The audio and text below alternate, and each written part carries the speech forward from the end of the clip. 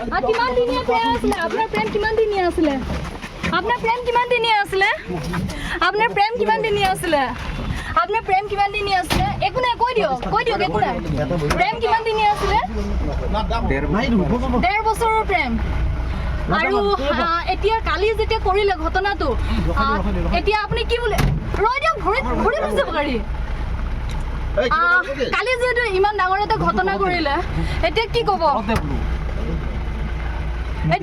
আপুনি অনুতপ্ত হৈছে নে কাৰোবাক মৃত্যু কৰাটোত হয় অনুতপ্ত হৈছোঁ মই বহুত কষ্ট পাইছোঁ নিজকে নিজে মই বহুত দুখ লাগিছে মই কিবা জীৱনত ভবা নাই এনেকুৱা হ'ব বুলি মোৰ কপাল বেয়া আৰু তাৰো কপাল বেয়া সেইটো কাৰণে আপুনি মৰাৰ আগত ভাবিছিলে না তেখেতক মাৰি পেলাম নে আপুনি নিজে মাইণ্ডছেট বনাই আনিছিলে মাৰিম বুলি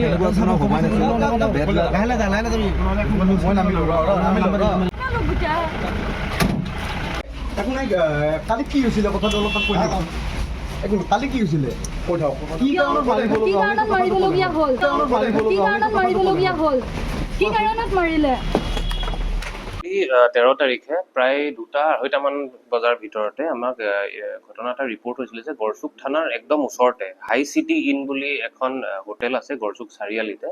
তাৰ প্ৰায়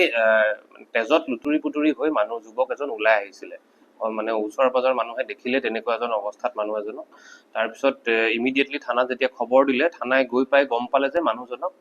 আৰু এজন মানুহে চুৰিৰে আঘাত কৰিছে আৰু সেই মানুহটো ইতিমধ্যে পলাইছে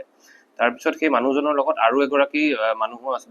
মহিলাও আছিলে তেওঁৰ লগতো আমি সোধপোছ কৰা আৰম্ভ হ'ল আৰু মানুহজন যিহেতু খুব বেছি ইনজিয়ৰ্ড আছিলে তেওঁক ইমিডিয়েটলি হস্পিটেললৈ লৈ যোৱা হ'ল কিন্তু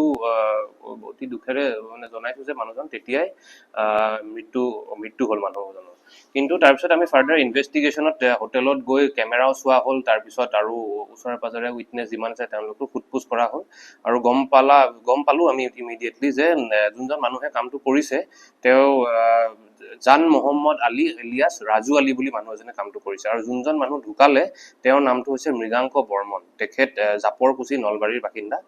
আৰু তেওঁলোকৰ মাজত এটা পাৰ্চনেল কাৰণত এটা মানে সংঘাত চলি আছিলে কিছুদিন ধৰি আৰু সেই সময় মানে এই মৃগাংক বৰ্মন আৰু তেওঁৰ লগত যোনগৰাকী মহিলা আছিলে তেওঁলোক সেই হোটেলখনত থাকা বুলি গম পায় এই ৰাজু আলীয়ে এই হোটেলখনত আহিছিলে আৰু প্ৰি প্লেন এটেক এটাই আছিলে তেওঁ মানুহ দুইজনক তললৈ মাতি আনিছিলে আৰু তেতিয়াই চুৰিৰে আঘাত কৰিলে আৰু বাঁহেৰে খুব বেছিকে মাৰপিট কৰিলে আৰু যাৰ ফলত মানুহজনৰ মৃত্যু হ'ল আৰু যোনজন একিউজড ৰাজু আলী ইয়াৰ পৰা পলায়ন কৰিলে ইমিডিয়েটলি আমাৰ গড়চুক থানাৰ টিম আমাৰ ওচি বিক্ৰম বসুমতাৰীয়ে নিজৰ টিমক লৈ পেলাই ইমিডিয়েটলি ইনভেষ্টিগেশ্যন আৰম্ভ কৰিলে আৰু আমাৰ কাৰণে এটা খুব সফলতা যে আমি খুব কম সময়ৰ ভিতৰতে অলমষ্ট 3 ঘণ্টাৰ ভিতৰতে গোটেই কেছটো ক্ৰেক হ'ল 2টা বজাত ৰিপৰ্ট হৈছিলে 5টা বজাত আমাৰ আসামী আমাৰ হাতত আছিলে ৰাজু আলীক ধৰা পৰা হ'ল ৰাজু আলীয়ে যোনখন বাইকেৰে পলাই গৈছিলে সেইখনো আমি সিজ কৰিলো আৰু যোনকিটা ৱেপন ইউজ কৰিছিলে যোনখন চুৰিৰে আঘাত কৰিছিলে আৰু যোনটো বাঁহৰ বেটেৰে মাৰপিট কৰিছিলে সেই গোটেইখিনি বস্তু আমি সিজ কৰিলো আৰু গোটেই কেছটো আমাৰ কাৰণে বহুত ভাল মানে কাৰণ এভিডেন্সখিনি যথেষ্ট ভাল আমি এভিডেন্স পাইছো সিসিটিভি ফুটেজ আছে বাকি টেকনিক্যাল ইনপুটস কিছুমান আছে আৰু আমাৰ যেহেতু কেছটো কমপ্লিটলি সলভড হৈছে আৰু আমি খুব কম সময়ৰ ভিতৰতে চাৰ্জশিটও কৰি আৰু আমি আশা কৰিছো যাতে এই কেছটো আমাৰ আলটিমেটলি কোৰ্টতো আমাৰ কেছটো কনভিকশন হ'ব মৃগাংক বৰ্মন আমি জানা মতে তেওঁ অলপ মাজে সময় মডেলিং কৰিছিলে আৰু কিছুমান সিৰিয়েলতো তেওঁ মানে এক্টিং কৰা বুলি আমি জানিব পাৰিছো আৰু যিগৰাকী মহিলাৰ কথা কৈছে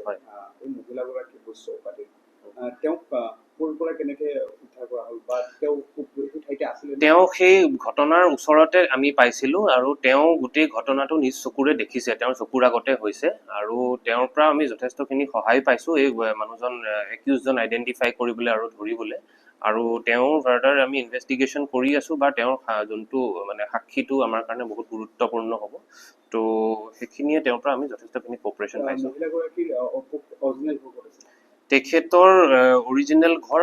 কামৰূপ জিলাত বংশৰ সাইডে ঘৰটো আছে বুলি আমি গম পাইছো কিন্তু সেইটো আমি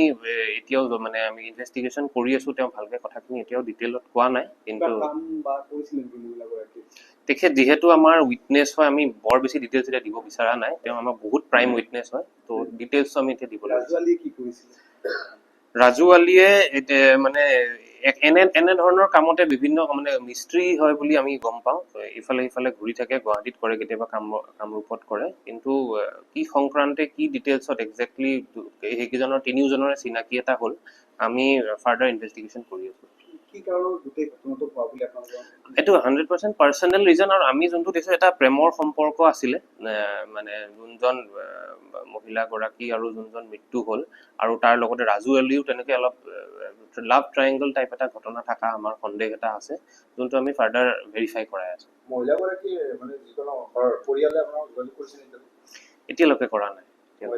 এতিয়ালৈকে কৰা নাই। হয়, এইটো মানে মহিলাগৰাকী যোনটো কৈছোৱেই, আমি বৰ বেছি ডিটেইলছ দিব খোজা নাই, কাৰণ আমাৰ প্ৰাইম উইটনেছ তেখেতেই হয়, আৰু তেওঁ আমাক যথেষ্ট সহযোগো কৰিছে। আৰু ইন ফিউচাৰ যেতিয়া, আৰু পাৰ্চনেল কথা যিহেতু মহিলাগৰাকী, তো আমি তেওঁৰ নিজৰ ইচ্ছা, তেওঁ কিমানখিনি কথা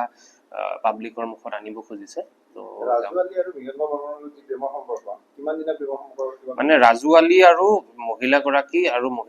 আৰু মৃগাংকৰ বৰ্মন, সেই তেওঁলোকৰ মাজত এটা প্ৰেমৰ সম্পৰ্ক আছিলে। তো সেইটো প্ৰায় মানে 4-5 মাহ মান ধৰি আছিলে সম্পৰ্ক এটা, মানে এজনৰ লগত অলপ আগতে আছিলে, এজনৰ লগত অলপ কেইদিনমান নতুনকে হ'ল।